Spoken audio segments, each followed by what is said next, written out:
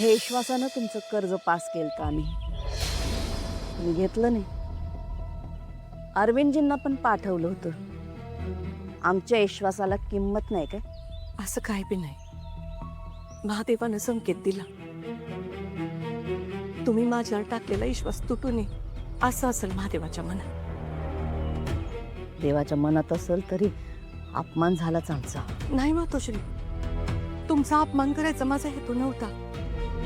आधी मला तुमच्याबद्दल वेगळं वाटलं होतं, आणि जेव्हापासून तुमच्या संकट भेट झाली तेव्हापासून तुमच्याबद्दल माझ्या मनात फकस्त आदर आहे. तुमच्याविषयी बोलत नव्हतो आम्ही.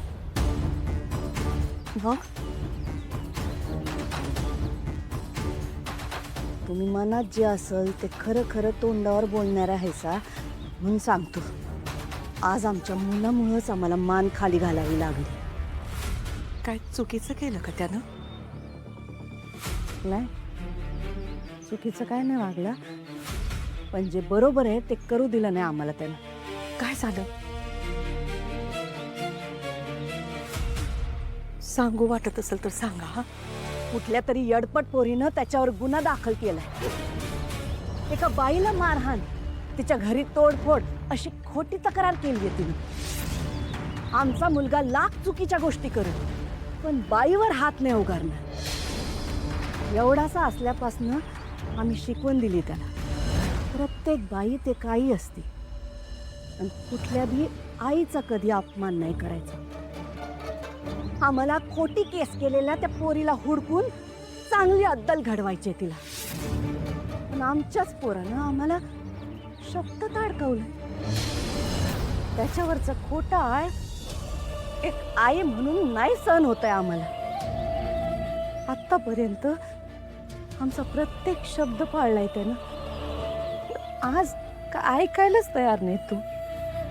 एक आई म्हणून साप हरल्यासारखं वाटतंय आम्हाला. मान वर करायला बी न ग असं वाटायला. आपल्या आईची मान खाली जावी असं कुठल्याच लेकराला वाटत नाही. काहीतरी कारण असं. कारण काय बी असो, तो आमचा शब्द ऐकत नाही हे दुःख नाही आमचं. मातोश्री, समजून उमजून घेण्याच्या गोष्टी आहेत ह्या. माझं तेच खरं असं नात्यात करून नाही झालं.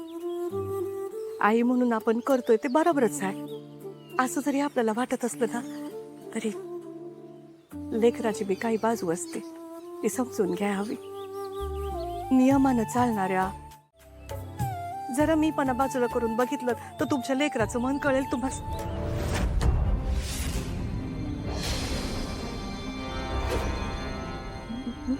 माफ करा मातोश्री, लहान तोंडी मोठा घास घेतला, माफ करा. नाही नाही, उलट बरंच वाटलं आम्हाला. आजवर आम्ही मातोश्री पण आमचा मान सन्मान घेऊन वावरत होतो, पण आज तुमच्याजवळ आपसुक मन मोकळं करावं असं वाटलं.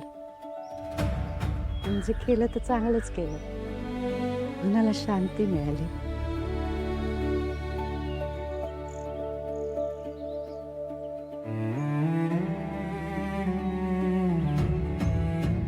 प्रसाद देत होता ना तुम्ही?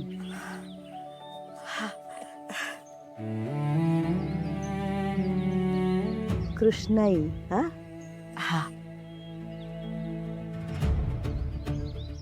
कृष्णाई, खरंच गरज असेल ना तर कधी बी इसला न्यायला या. एक मैत्रीण म्हणून हक्कानं मागायचं आमच्याकडं.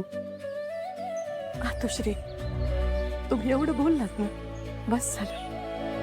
पैसे नगद, मैत्रीण म्हणालात ना, मग नात्यात व्यवहार नका. अहो, आम्ही मनापासनं बोलतोय. बघा, मैत्रीण म्हणताय आणि अहो जाऊ बी म्हणताय.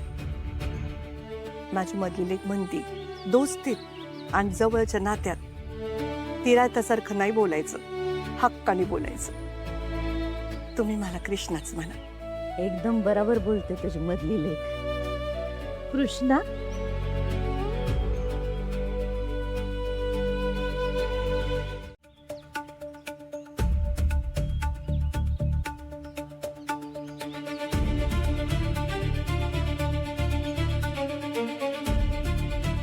थँक्स. लेखकाचं नाव काय या पुस्तकाच्या? अमित पारकर. पुस्तक उघडून नाव वाचून सांगता का?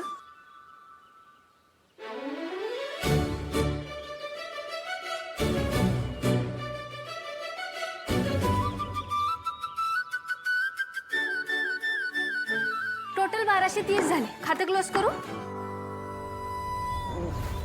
नाही, ते तुमच्याकडचा शिरा खरंच खूप चांगला असतो. चालू ठेव खातं. या शिऱ्यासाठी बदलीचा विचार कॅन्सल.